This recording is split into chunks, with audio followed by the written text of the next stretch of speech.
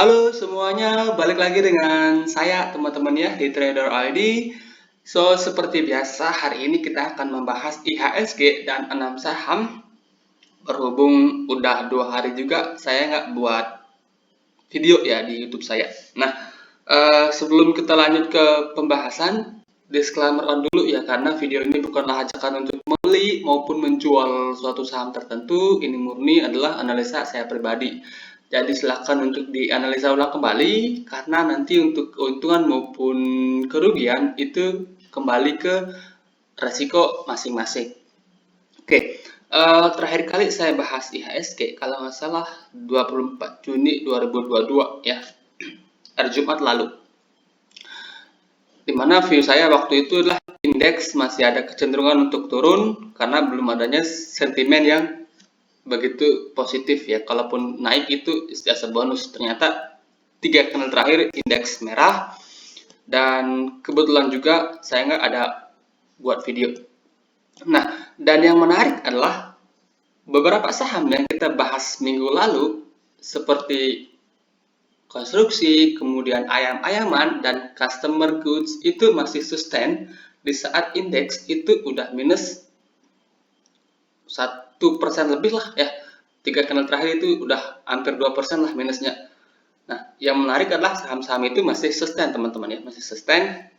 Jadi hopefully teman-teman kalaupun ada yang loss itu lossnya nggak terlalu banyak ya. Nah,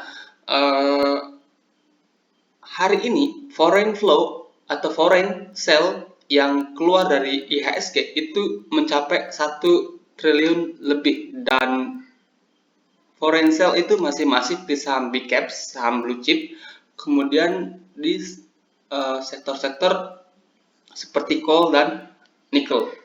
Ya, komoditi dibuang foreign hari ini lumayan gede juga. Jadi untuk saat ini big banks terus Komo itu masih belum terlalu menarik ya untuk diperhatikan, kecuali sektor migas ya. Migas itu menurut saya masih ada peluang untuk rebound. Nah, untuk besok gimana? Untuk besok I don't know, but ada potensi indeks membentuk candle hammer lagi ya, dimana support ini udah 2 kali ada candle hammer. So jika besok indeks pagi-pagi drop, I think ya akan ada potensi hammer lagi untuk IHSG. Nah, untuk saat ini view saya masih belum berubah ya, masih wait and see terlebih dahulu, stay cash yang banyak. Indeks itu masih ada potensi untuk drop sampai 6.800, atau dia akan sideways dulu untuk maybe sebulan ke depan ya, maybe ya, hopefully nggak sampai sebulan dia udah kembali rebound. Nah, jadi untuk saat ini wait and see terlebih dahulu, kita tunggu bottoming dari saham-saham blue chip dan saham-saham komoditas ya. Oke. Kemudian untuk saham pertama yang akan saya bahas hari ini yaitu saham Adikarya. Konstruksi itu udah mulai menarik teman-teman ya. Kamis kemarin itu saya bahas saham-saham konstruksi dan ayam-ayaman ya, dan itu majority ya, jalan S analisa, tapi view-nya sedikit. Nah, Adikarya itu saham konstruksi yang so far pergerakannya menurut saya paling oke ya. So far pergerakannya paling oke. Dia udah break ini cup and handle kecilnya ini. Waktu saya post Instagram, saya sarankan beli Adikarya itu range 800 sampai 750, dan saat ini masih sama ya. Buat teman-teman yang tertarik untuk beli Adikarya di posisi sekarang sampai 750 itu area yang menarik untuk dibeli ya. Kita pakai box kuning ya untuk area beli. Ini area beli kalau teman-teman tertarik. Sampai sini close di bawah 750 atau 745, teman-teman bisa consider untuk cut loss. Targetnya kemana? Targetnya bisa saja Adikarya nyentuh 950. Jadi kalau kita bicara risk to reward ratio, Adikarya saat ini cukup menarik ya. Resist terdekat itu ada di 835, yang kalau itu lewat potensinya lumayan gede, dia akan ke 950 or maybe 1000. Ya, jadi untuk saat ini Adikarya still good. Saham-saham konstruksi lain polanya hampir mirip ya, polanya hampir mirip. Jadi teman-teman bisa pilih lah salah satu dari Adikarya, PTPP, Wijaya Karya, kemudian Waskita. Yang saya suka itu Adikarya dan PTPP. Itu dua saham yang saya suka kalau di konstruksi untuk saat ini ya. Nah, PTPP ini polanya hampir mirip ya. Dia ada cup and handle. Nah, bedanya kalau Adikarya itu udah break cup and handle, PTPP ini masih belum breakout. Dia hari ini masih ketahan di resist, terkoreksi 3% lebih, ditutup di 960. Nah, saat ini apakah menarik? Menurut saya cukup menarik ya untuk beli PTPP di harga sekarang. Sampai 950 atau sampai sini ya, sampai 900. Stop loss teman-teman bisa set di bawah 900. Jadi kalau kita pakai box kuning, ini areal beli ya. Kalau seandainya koreksi, ini areal beli, cicil-cicil ke bawah, kemudian rewardnya dia bisa sampai 1100 sampai 1120. Jadi untuk kalau bicara risk to reward ratio saat ini PTPP juga cukup menarik ya buat teman-teman perhatikan. Kalau kita lihat dari segi volume juga seminggu terakhir itu volumenya lumayan oke, teman-teman ya. Dia naik dengan volume yang lumayan gede, kemudian 3 candle terakhir dia konsolidasi, volumenya tipis. Ya, jadi untuk saat ini konstruksi itu udah cukup menarik buat teman-teman perhatikan. Kalaupun mau beli di harga sekarang itu menurut saya sudah cukup oke. Cuma diversify, jangan beli keempat-empatnya, belilah satu atau maksimal dua ya teman-teman kalau tertarik untuk saham di sektor konstruksi. Nah, kemudian yang masih oke sektoral itu consumer goods ya, Mayora, Unilever dan SCBP. Kita hari ini bahas Mayora. Mayora dari terakhir kali kita bahas, hari ini dia udah bisa dikatakan udah hit target ya, udah hit target dari cup and handle-nya ini.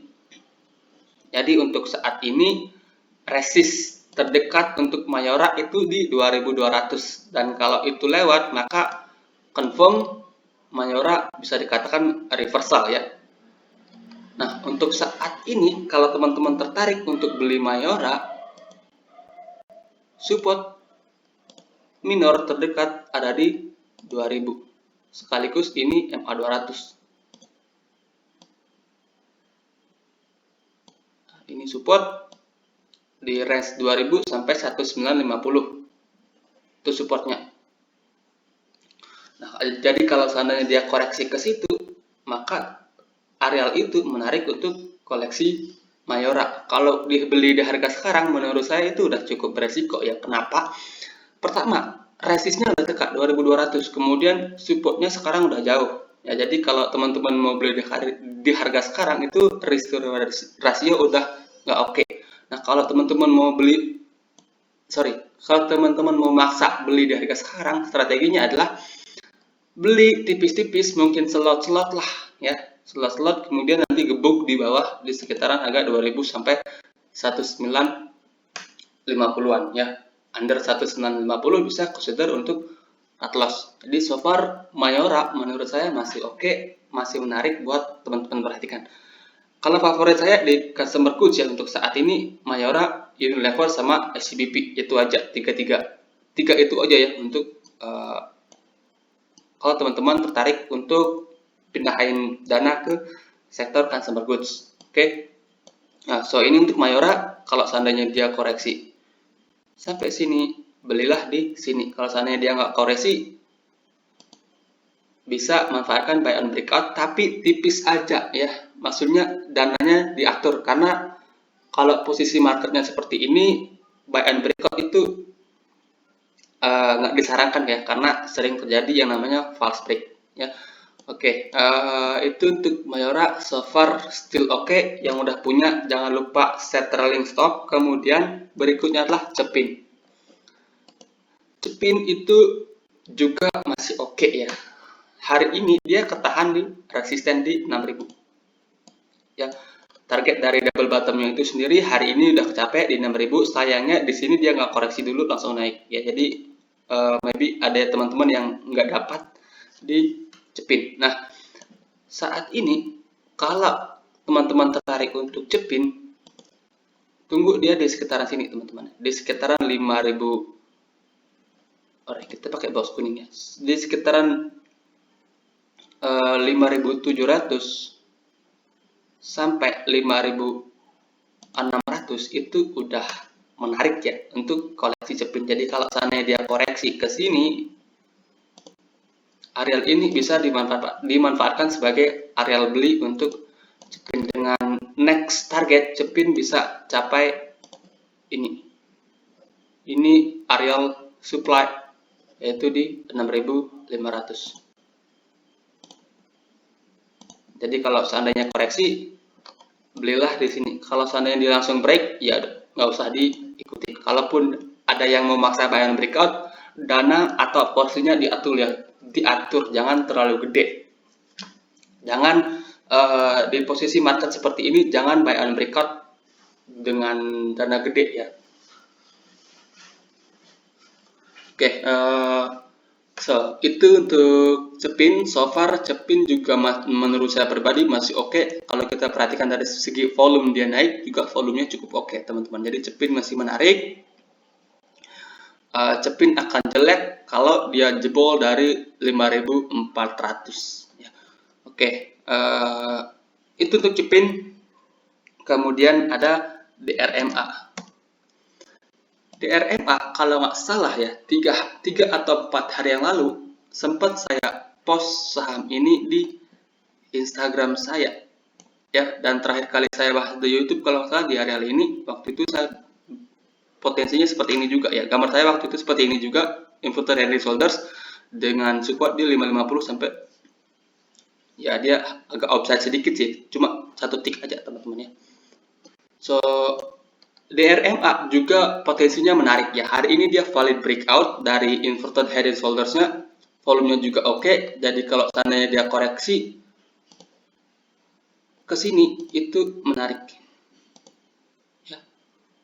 Di sinilah ya, di sekitaran 650 sampai 630 itu bisa jadi areal beli ya. Areal ini bisa jadi areal beli. Targetnya kemana? 800 up ya, up 800. Nah, next resisten terdekat itu ada di sini, di 720.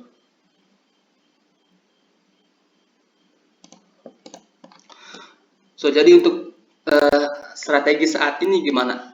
Untuk strategi saat ini, kalau teman-teman beli gede di harga sekarang itu risknya hampir 8% ya, hampir 8%. Maka untuk strateginya adalah kalau dia koreksi, cicil ke bawah sampai 630. Kalau seandainya dia naik, I guess dia akan kepentok 700, habis itu koreksi ya. Habis itu koreksi, maka areal koreksinya akan jadi naik ya. Jadi di areal 680 sampai 650. Kita akan bahas lagi nanti kalau dia ketahan di sini. Nah, jadi untuk saat ini DRMA jadi salah satu saham yang boleh buat teman-teman perhatikan dikala IHSG yang lagi drop ya. Kemudian selain sektor konstruksi, consumer goods dan ayam-ayaman, juga saham telco ya, bisa teman-teman perhatikan. Salah satu yang udah kita bahas adalah Excel dan Friend ya, itu menurut saya masih oke juga ya. Nah, kemudian untuk saham-saham kecil yang menurut saya masih oke, pertama itu ada saham BES. Nah, untuk BES ini terakhir kali saya bahas itu kalau nggak salah Kamis yang lalu ya.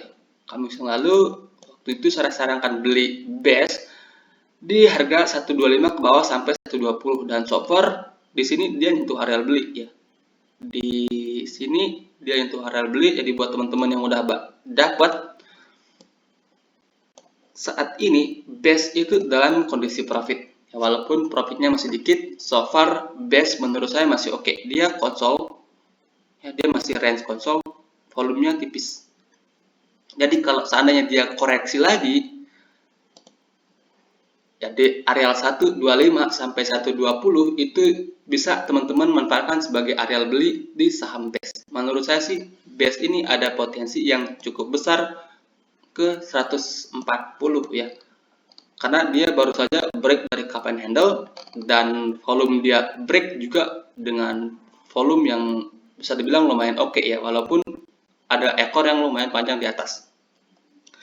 Jadi ini nggak bisa dikatakan murni buyers dan nggak bisa juga dikatakan seller ya, karena di hari sebelumnya dia juga sempat naik dengan volume yang lumayan oke. Habis itu koreksinya dengan volume yang tipis. Jadi so far BES menurut saya masih oke dan masih layak ya buat teman-teman koleksi sampai at least 120.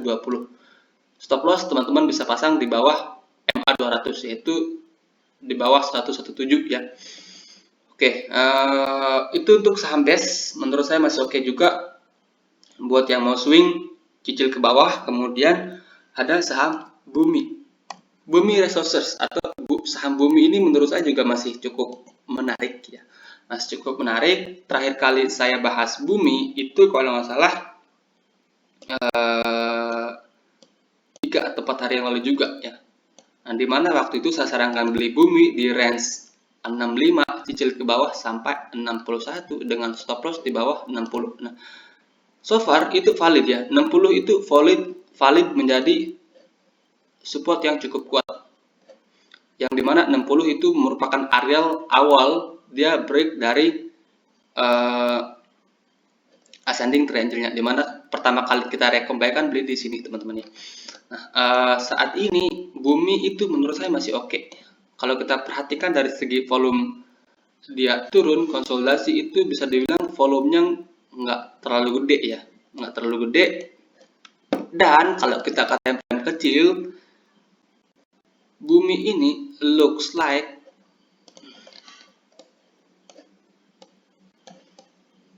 ini kita bisa hapus dulu ya biar lebih jelas. Looks like dia akan membentuk pattern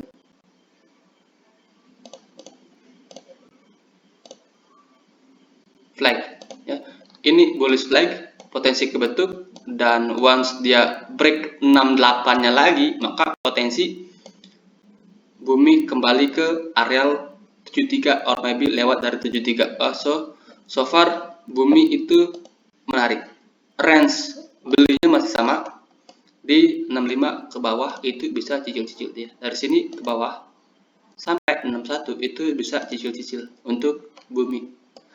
Nah, untuk strategi saham-saham seperti ini ya, kalau misalnya teman-teman mau beli sahamnya 100 lot atau maybe 1000 lot ya, pasang bid pertama di 65, kemudian 64, pasanglah bid ke bawah dengan misalnya 20 di 65, kemudian 40 di 64, kemudian ke bawah lagi, lebih gede lagi sampai angka 60 ya. Itu strategi untuk beli saham-saham seperti ini buat teman-teman yang tertarik untuk swing. Nah, kalau teman-teman yang tertarik untuk scalper, beda cerita lagi ya. Kalau sahamnya udah kelihatan naik, bid over oke, HK naik 3-4%, take profit, kemudian kalau turun hajar kiri. Ya, itu aja sih strategi kalau teman-teman scalper. Karena kalau teman-teman mau swing pendek, ya, seperti itu tadi. Beli bertahap ke bawah sampai 60. Menurut saya sih ada ruang ya. Ada ruang buat Bumi kembali ke 73. Dan kalau mampu lewat dan bertahan di atas 73, maka 90 itu possible untuk Bumi ya. Oke. Sekian ya untuk pembahasan kita hari ini. Semoga bermanfaat teman-teman. Dan selamat malam.